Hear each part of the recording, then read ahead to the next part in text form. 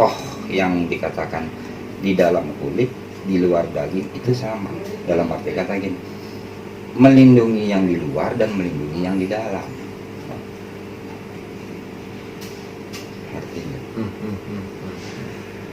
jadi dia di antara tengah-tengah antara kulit dan daging, dia adanya di tengah, dalam arti kata sama, keseimbangan juga, tidak ke kiri dan tidak ke kanan.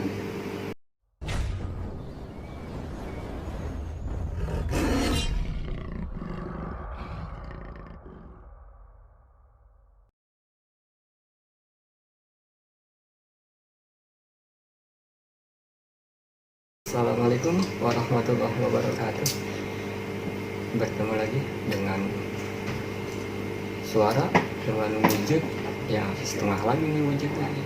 Seperti biasa, si Egdi nggak mau tampil utuh, menepati janji untuk membuat part 2-nya. Pada kesempatan ini mudah-mudahan bisa memberi penjelasan yang lebih detail lagi. Kita simak, tapi sebelumnya kita lihat dulu cuplikan.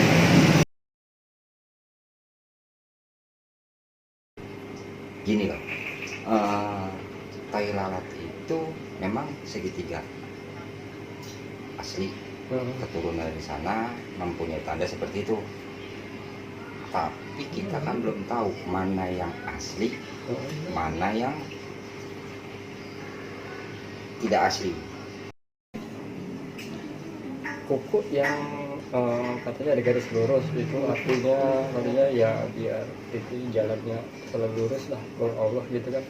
Dari yang dari Cirebon gitu, dari Serang Gunung Jati itu gimana? Itu turunannya dari Silawangi, kuku, atau turunan dari Cirebon itu baru ke kuku?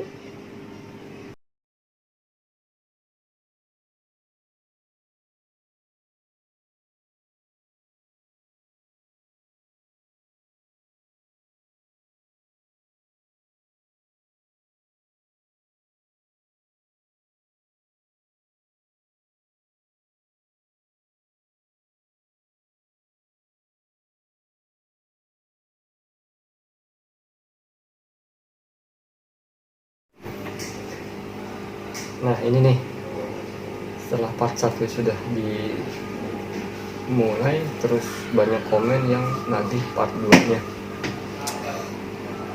Part 2-nya di sini tanda lahir berwarna merah, disebutnya kemarin apa ya, toh warna merah, itu butuh penjelasan. Terus yang satu lagi, tanda lahir berbentuk garis lurus pada dahi. Nah ini kita mulai yang pertama dulu nih, ini berarti yang ketiga nih. Yang pertama kemarin kan tai lalat berbentuk segitiga sudah, terus kuku ada garis putihnya sudah. Nah ini berarti yang ketiga, tai lalat tanda lahir berwarna merah atau disebut toh merah, yang kemarin disebutnya apa? Di dalam kulit, di luar daging gitu tandanya. Nah itu penjelasannya gimana? Di luar kulit, di dalam kulit, di luar daging. Itu maksudnya penjelasannya gimana? Kalau apa tuh namanya, telat bentuk segitiganya itu ada artinya.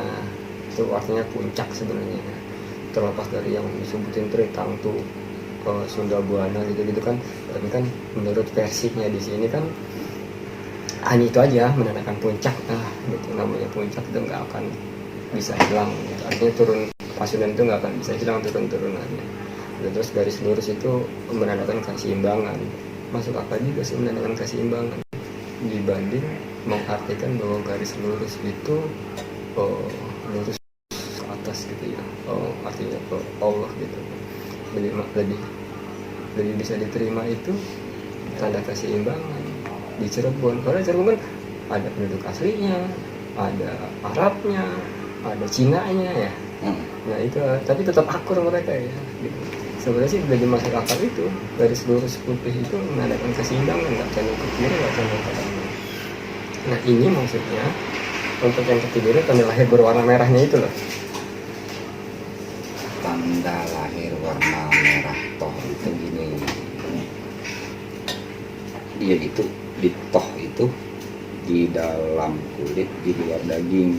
Sebetulnya sih dalam arti kata memang apa, biasa aja sih, biasa aja. Cuman kalau kita kupas lebih dalam lagi, dalam juga. Itu dia maksudnya dikupas. Tapi nanti gini deh, mau nanya dah. Setelah kan tonton sendiri nih, kok kayaknya kalau nanya lu tuh banyak ragu-ragunya sih jawabnya itu. Sebetulnya sih nggak ragu,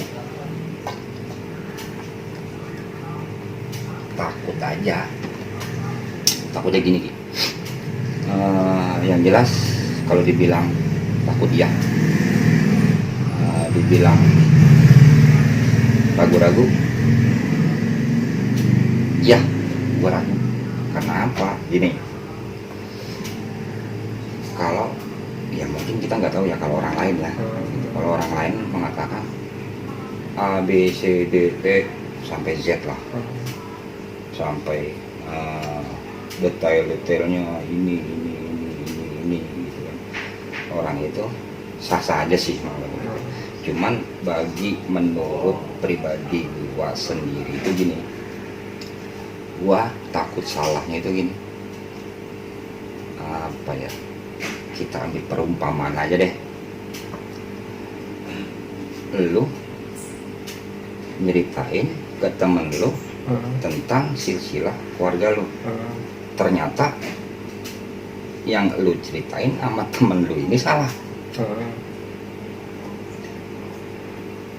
Nah, pertanyaannya, kalau orang tua lu denger ceritanya lu seperti itu, salah gitu maksudnya? marah nggak nih? Marah. Ya, tapi itu orang-orang banyak banget itu pada cerita-cerita enak-enak aja pada cerita. Ya kan menurut mereka ya wajar lah kan. Gue bilang sah-sah aja. Dari awal gue bilang pun pendapat mereka seperti ini, pendapat lagi mereka lagi yang seperti ini, dan pendapat gue ya seperti ini. Prinsip gue seperti ini ya, prinsip mereka ini seperti ini. Ini loh yang benar, ini yang benar, dan mungkin versi gua pun yang benar. Tapi kita kan Allah alam, kita yang nggak tahu kan gitu. Karena pada dasarnya kita megang prinsip masing-masing, patok masing-masing, garis masing-masing. Tapi kalau gua pribadi jelas gua takut. Karena takutnya apa? Gini, andai ini seumpamanya gini, gua ini keturunan Prabu Siliwangi, andai kata, misal gua ini keturunan Prabu Siliwangi, tetapi tingkah laku gua ini bejat. Beda halnya dengan leluhur gua. Bahasa kasarnya, perumpamaannya. Ya berarti gua ngapain? Berarti gua salah dong. Ngebanggain ini nih, ngebanggain apa? Malah sebetulnya kalau pemikiran gua, prinsip gua pribadi, kalau gua keturunan Pasundan, asli Pasundannya, seharusnya gua punya beban loh. Jadi beban ya harusnya ya. Bukan suatu kebanggaan. Iya, maksud akal ya. Beban jatuh. Bukan malah dibangga-banggain, dipamer-pamerin ya harusnya. Itu jadi kalau kelakuan kita nggak kayak yang dibangga-banggain orang gitu ya. Sedangkan orang-orang gini, bahwa penguasa Pasundan ini adil, bijaksana, tapi generasi ke bawahnya itu seperti apa? Itu yang kita harus pertanggungjawabkan, bahasa kasarnya kan gitu. Tapi kembali lagi maksudnya,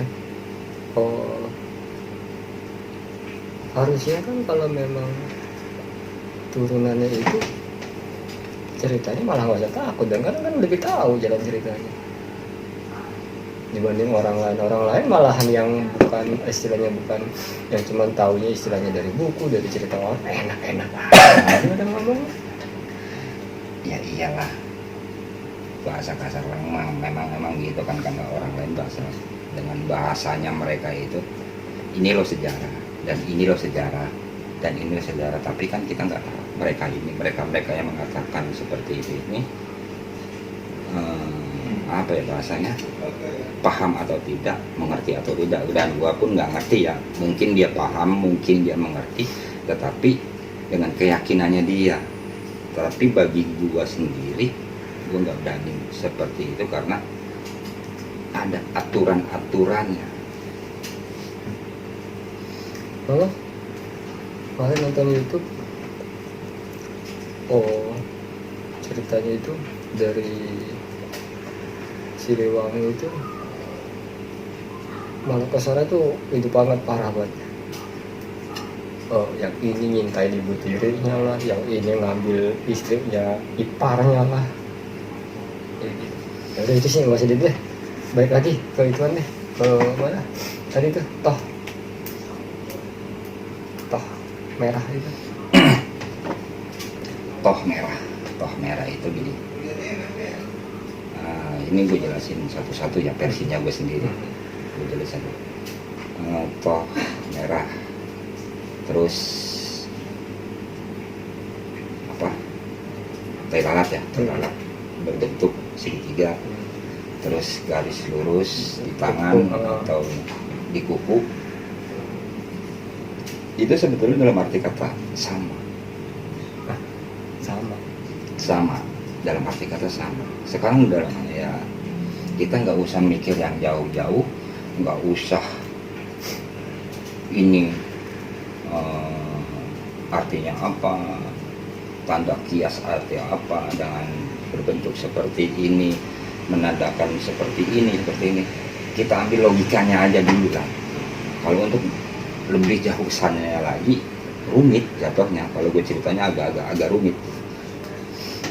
Pertama kita ambil tai lalat segitiga, kan udah yang gue ceritain. Puncak, walaupun puncak itu habis tetap dikatakan puncak. Garis putih lurus di kuku menandakan keseimbangan. Dalam arti sama ya, apa ya bahasanya, dalam lingkupan itu sama. Dan toh yang dikatakan di dalam kulit, di luar daging itu sama. Dalam arti kata gini, melindungi yang di luar dan melindungi yang di dalam. Artinya. Jadi dia di antara tengah-tengah antara kulit dan daging, dia adanya di tengah. Dalam arti kata sama, keseimbangan juga, tidak ke kiri dan tidak ke kanan, di tengah. Nggak belain keluarganya, nggak belain dalam rakyatnya arti kata, gitu ya. Jadi silih asah, silih asuh. Itu. Udah tuh segitu doang tuh. Ya kalau dikupas lagi mah, gue juga ngopi dulu. Jadi berapa episode ya? Ada, oke. Pokoknya kita ngambil yang luar-luarnya aja. Nah, terus satu lagi, garis di dahi.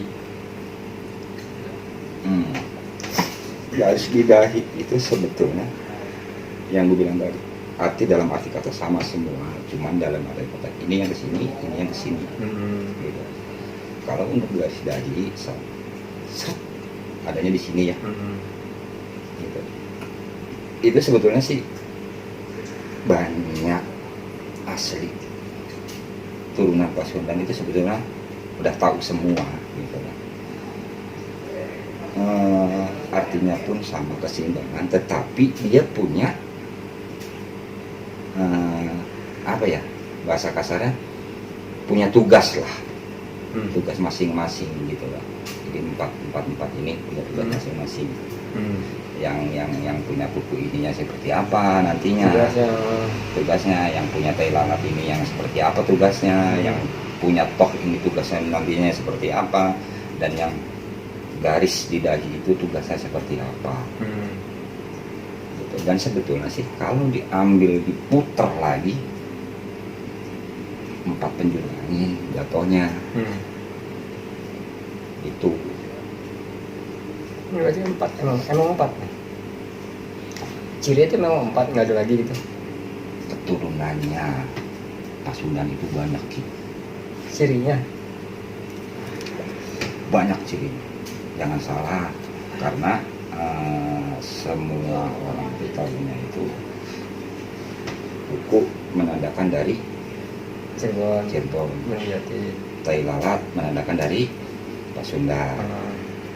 Sebetulnya banyak, karena istri Raja Pasundan ini banyak, Istrinya ya? dia punya masing-masing Oh, keturunan. gitu. Banyak, Nah, jangan salah. sekarang gini, kalau istrinya banyak, berarti yang keempat ciri-cirinya itu bapaknya udah tahu, ketahuan dong bapaknya siapa gitu kan. Ini berarti dari istrinya yang beda-beda. Iya, Yang dikenal kan 4 yang dikenal ya, tapi sebenarnya ada 100 lebih sebetulnya. banyak. Tapi maksudnya dari 4 ciri ini dari istri yang populer ini, yang 4 ini, atau sebenarnya enggak gitu juga gitu. Ya sebetulnya sih istrinya kan banyak, dan dia mempunyai keturunan pun pasti punya keturunan banyak, dan ini keturunannya ini keturunannya ini dari generasi yang ini, dari generasi yang ini, tapi tetap sama. Biangnya sama ya, Iya, bibitnya ya. dalam bahasa kasar pejantan gitu, sama. Ya boleh dikatakan kalau untuk diulas hanya sekilas, itu hanya sekilas, Luarnya doang gitu ya. luarnya aja bahasa kasar casing lah, casing. Kerajaan Banten dan kerajaan Pasundan sebetulnya ini masih keluarga, bahasa kasar. Wah, ntar tuh bahas tuh. Gitu, masih keluarga, karena Raja Banten ini keturunan dari Pajajaran, dari istri yang kesekian. Itu ntar bahas tuh, karena kalau dengar ceritanya kan kok kayaknya jahat banget gitu kan, cucu nyerang kakek gitu kan. Nanti bahas pembahasan lain tuh, kita sekarang bahas ciri-cirinya dulu. Nah, artinya 4 ini doang nih ya yang populer gitu ya. Ya sebetulnya sih kan kebanyakan kan orang tahunya keturunan Raja Pasundan itu tai lalat, terus keturunan dari Iya, Gunung Jati Cirebon. Gunung Jati Cirebon, garis lurus putih. Ya selama ini sih kalau nonton di YouTube sih cuma itu aja sih, makanya ada tambahan tokoh gitu. Banyak sih sebetulnya, banyak. Kalau untuk diulas nanti ini masih sedikit apa ya, omongan lah, Kisi-kisi gitu ya. Mungkin toh itu kapan lah kita juga, gue juga nggak ngerti lah gimana. Maksudnya? Kan gue bilang tadi, yang ini keahliannya ini, tugaskan ini. Ya, berarti ada yang ngatur dong, nggak mungkin dong dia sendiri begini. Nah itu kan gue bilang keturunannya. Nah, ntar dulu, berarti ada yang udah sembunyiin nih. Nah, sekarang yang ngatur mana tandanya? Nah, ya iya dong, ini nggak mungkin ngejelas sendiri, dia ngatur sendiri. Pasti ada yang ngatur, ada dianya. Iya gini.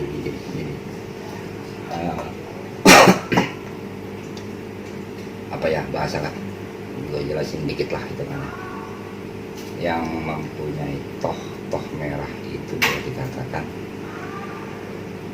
dia ini nanti akan datang itu boleh dikatakan apa ya? Boleh nggak gua umpamain kayak? Iya, umpamain aja biar enak gitu, biar umpamain ya bahasanya negara lah, gitu. Jangan kerajaan, kalau kerajaan mah agak rumit. Iya, mah. Kan gitu. Negara. nanti ini dia ini yang mempunyai toh merah ini panglima perang. Boleh dikatakan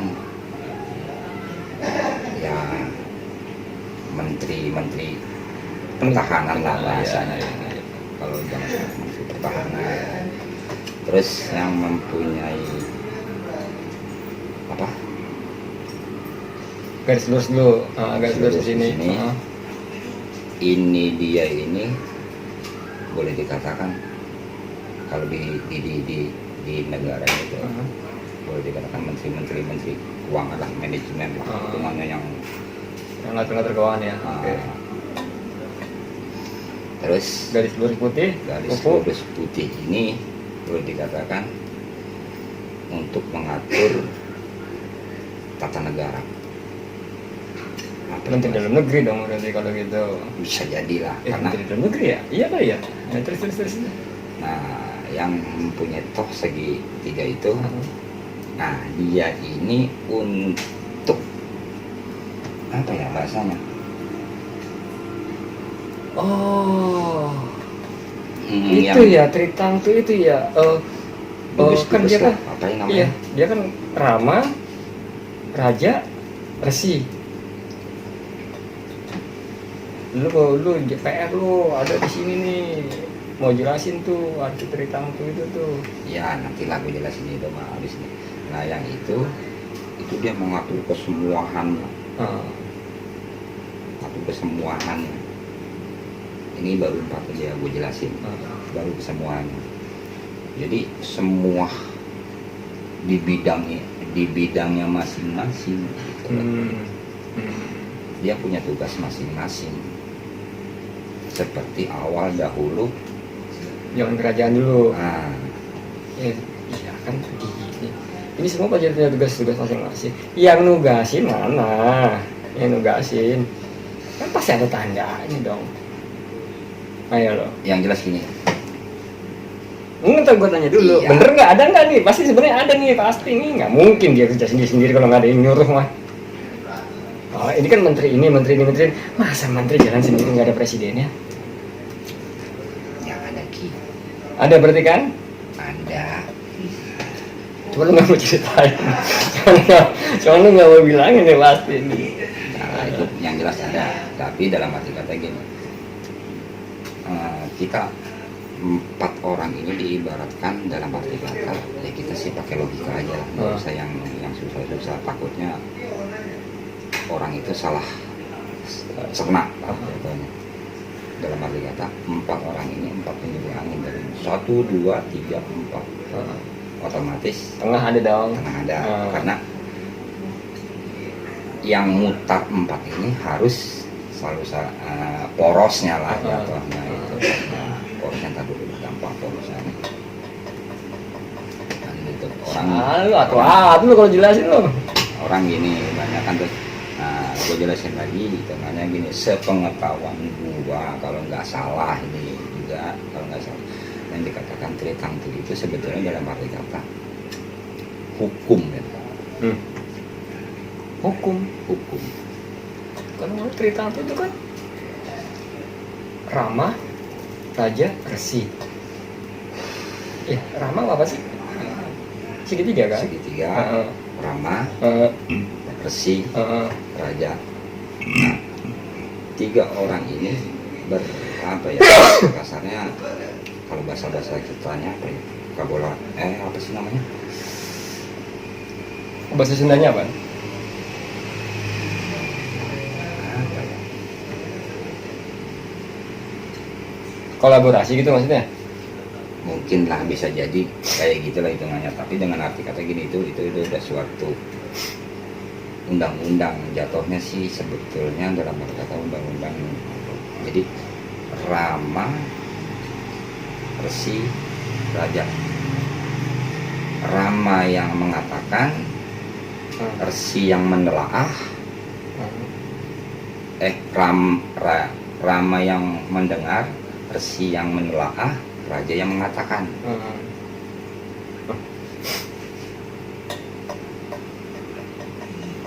Resi itu kan tokoh agama kan sebenarnya maksudnya kan.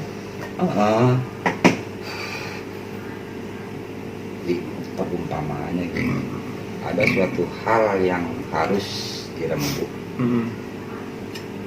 Raja mendengar, Rama mendengar, dan Resi mendengar.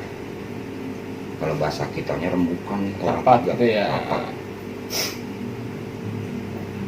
Yang berpikir Rama karena paling teratas, boleh dikatakan penasehat raja. Penasehat raja ini Rama. Rama ini menelaah lagi ke Resi. Resi ditelaah lagi, Saring tuh gitu ya. disaring lagi dengan kata lain, baik atau tidak, dalam hukum agamanya baik atau tidak. Kalau sudah dapat keputusan, rajalah yang mengatakan. Itu Tritangtu tuh maksudnya tuh. Tritangtu berarti dengan kata lain, ini hukum negara Pasundan harus sejajar, tidak ada yang diberatkan, tidak ada yang ditinggikan, harus sepadan, seimbang. Berarti kalau kayak begitu,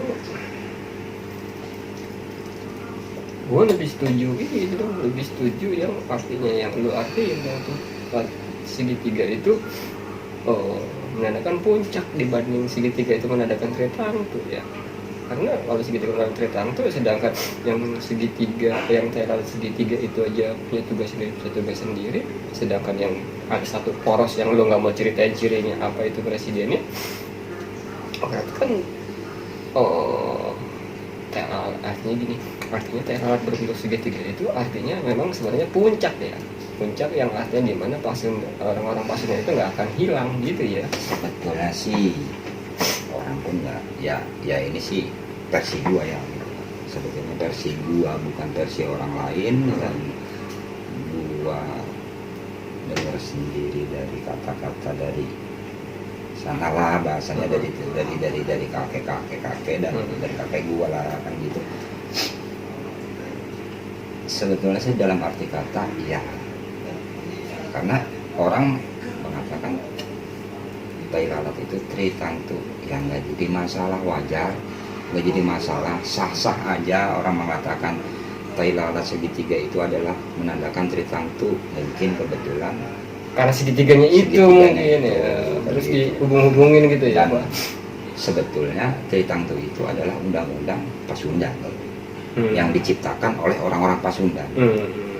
Iya, artinya gini maksudnya, bahwa teras berbentuk segitiga itu berarti artinya bukan Tritangtu dong. Ya, Gitu dong. Allah alam, kita pun nggak ngerti dan kita pun nggak tahu kan. Iya, kita juga nggak mau bantah orang yang mau mengklaim kayak gitu maksudnya. Kan ini kan dari versi lu sendiri nih. Gini deh, enaknya buat versi lu deh, versi channel ini deh. Jadi enak aja pertanggung jawaban. Berarti clear. Tinggal satu PR, poros. Tandanya apa? Biar nggak jadi PR. Sekarang lu mau cerita apa enggak gitu dulu deh. Kalau enggak ya udah. Kalau iya mau cerita, ntar gue ditagih di komen pasti. Tanyain itu apa gitu. Mau cerita apa enggak gitu aja. Jadi udah pasti enggak, udah. Gitu. Cari sendiri. Cari itu di orang lain. Cirinya aja sebenarnya. Ya sebetulnya sih kalau untuk ciri sih iya, Pasti ada ya. adalah itu mana dia sama yang seperti yang di dahi, tapi dia nggak apa ya, hampir 99% nggak kelihatan. Terus. Kan sebelum moksa ngomongin budak angon, ya kan? Atau itu yang satu itu dia itu budak angon itu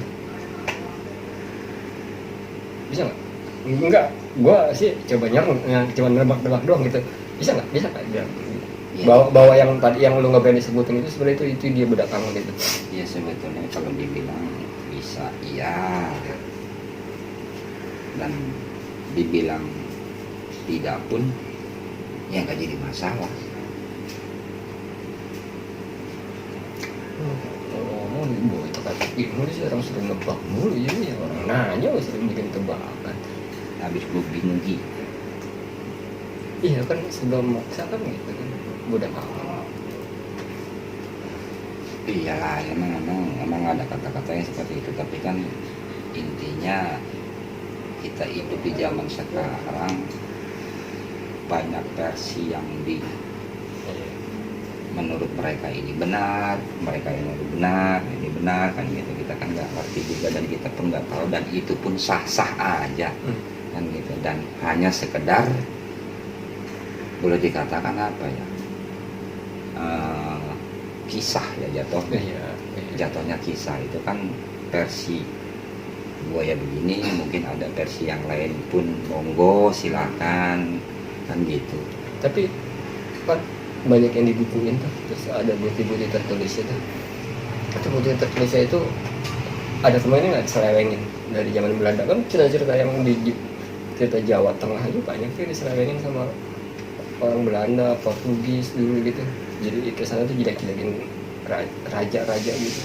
Sebetulnya sih dalam yang untuk ditulis dari situ, dari turun temurun itu kan pasti ada lah, walaupun gua nggak ngerti di mana letaknya dan di mananya gitu. Itu udah jelas pasti ada yang diselewengin, karena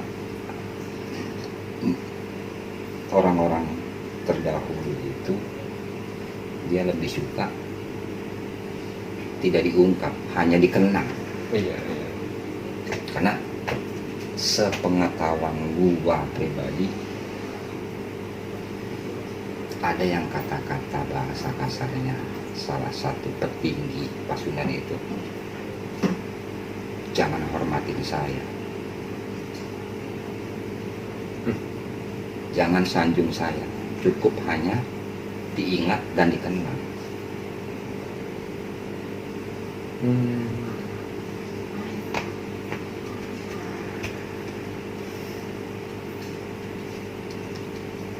Ya, gue bingung mau nanya apa lagi ya masalah ciri-ciri ini. Banyak yang menanyakan itu. Padahal masih banyak ya cirinya. Dan itu pun cirinya pun ada masing-masing keluar dari keturunan yang dari istri yang ini turun ini istri, ya ini mah kita ambil pukul ini aja, biasanya aja gitu. Dari pertama garisnya ini, dari kedua garisnya keturunannya, tandanya ini, tandanya ini, tandanya ini, itu ada semua gitu. Ada pun tidak ada tanda, tapi dia asli Pasundan. Nah terus kalau ada tiba-tiba orang suka didatengin macan, bisa dia nggak belajar bisa nyembuhin orang, itu bisa dibilang bahwa dia turunannya juga? Belum tentu sih. Kalau untuk ngomong masalah orang ini si A ini didatangi macan terus tiba-tiba dia bisa spiritual biasanya itu ya belum tentu juga bahwa macan ini keturunan Pasundan, ya belum tentu juga. Gitu ya. Iya, belum tentu juga. Kan banyak tuh yang bilang tuh pada macan itu kan gitu. Memang identik khas lah, logonya itu macan biasa, tapi kan memang macan di Pasundan aja. Iya itu dia, makanya kadang-kadang juga Di India kayak ada. Itu aja kan apa, Palembang ya macannya ada ya. Lumayan banyak. Sumatera. Iya Sumatera. Enggak ilmunya gitu yang ilmunya kalau nggak salah itu ada Palembang ya. Iya di Medan juga ada tuh teman cerita. Nah, tapi ada salah satu ciri khasnya masing-masing. Ciri khas macan itu Gini, satu daerah dia terkenal dengan apa ya bahasanya, spiritual macan. Di daerah ini spiritualnya sama macan, di daerah ini spiritualnya macan, tapi ya masing-masing punya ciri-ciri sendiri. Ciri-ciri sendiri. Nah itu nanti yang penting kita fokus ke ciri-ciri ciri-ciri fisik keturunan Siliwangi. Berarti kita tutup ya tetap yang satu nggak bakalan itu ya, poros itu nggak bakalan diungkapin tuh ya. Nggak ngerti juga lah gitu kan. Iya, nggak, oke. Udah pasti ini sebenarnya ada 5 yang dominan, cuman ya gitu dia sah.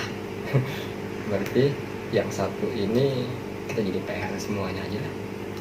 Capek mau ngejar dia, nunggu dia hilaf aja, kadang suka keceplosan mau kita itu. Oke, part 2 untuk mengenal lebih dekat ciri-ciri fisik keturunan Prabu Siliwangi, khususnya toh atau tanda merah di dalam kulit, di luar daging. Itu tadi artinya melindungi yang di luar dan melindungi yang di dalam. Itu kan maksudnya kan melindungi yang di luar kerajaannya dan melindungi yang di dalam kerajaannya, tidak memihak gitu ya. Misalnya kalau yang di dalam kerajaan salah ya salah gitu, maksudnya gitu ya kan. Yang jelas sih gitu, yang jelas adil. Nah itu dia maksudnya adil itu. Terus yang garis lurus di dahi atau di jidat tadi artinya Dia itu pemikir jatuhnya untuk gimana caranya. ya biar adil juga gitu ya. Sebetulnya sih Sama semua dalam ya. arti kata sama, disatukan dari lurus itu ya keseimbangan. Dalam arti semuanya keseluruhannya itu harus seimbang baru bisa nyambung. Oke, itu berarti keempat ini sebenarnya saling berhubungan. Inti dari keempatnya ini adalah untuk keseimbangan. Ya dengan keseimbangan ya semuanya bisa jadi adil, jadi makmur. Ya itulah di zaman-zamannya kerajaan Pajajaran, di zaman Prabu Siliwangi III, Pangeran Pamanarasa. Saya cukupkan sampai di sini untuk part 2-nya tentang ciri-ciri keturunan Prabu Siliwangi. Ada 5, yang satu tetap jadi PR. Ini padahal yang penting, ini porosnya ini yang ngatur 4 ini padahal. Ya guys, kita nunggu si Edri ini hilaf aja dulu, nanti kita itu lagi. Nanti kita akan masuk ke cerita-cerita yang lain tentang Prabu Siliwangi. Sampai di sini dulu teman-teman. Wabillahi taufiq wal hidayah. Assalamualaikum warahmatullahi wabarakatuh.